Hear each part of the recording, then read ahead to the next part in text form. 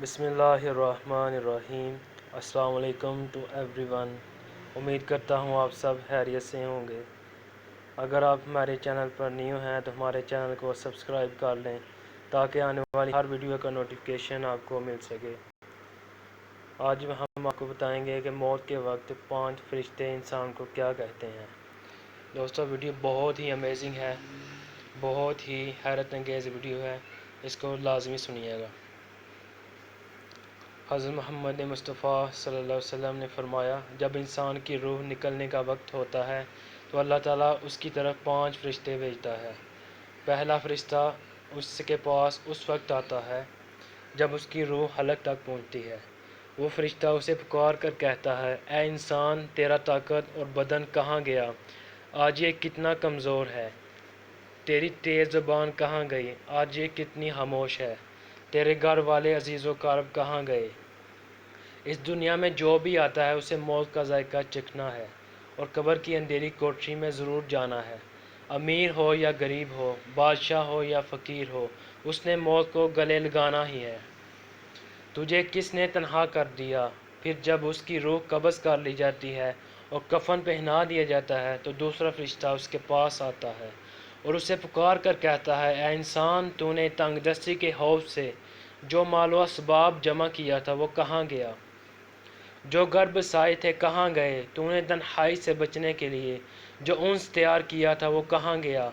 फिर जब उसका जनाजा उठा दिया जाता है तो तीसरा फरिश्ता उसके पास आता है और उसे पुकार कर कहता है, आज तू एक ऐसे लंबे सफ़र की तरफ रवां दवां है जिससे लंबा सफ़र तूने आज से पहले कभी तय नहीं किया था। आज तू ऐसी कौम से मिलेगा कि आज से पहले कभी उससे नहीं मिला। आज तुझे ऐसे तंग मकान में दाखिल किया जाएगा कि आज से पहले कभी ऐसी तंग जगह में दाखिल नहीं हुआ था। अगर तू अल्लाह की रज़ा पाने में कामयाब हो गया तो तेरी ये खुशबख्ती है, और अगर अल्लाह पाक तुझसे नाराज़ हुआ तो ये तेरी बदबख्ती है। फिर जब उसे कब्र में उतार दिया जाता है तो चौथा फरिश्ता उसके पास आता है और उसे पुकार कर कहता है, ए इंसान, कल तक तो ज़मीन की पीठ पर चलता था और आज तो उसके अंदर लेटा हुआ है। कल तक तो उसकी पीठ पर हंसता था और आज तो उसके अंदर रो रहा है।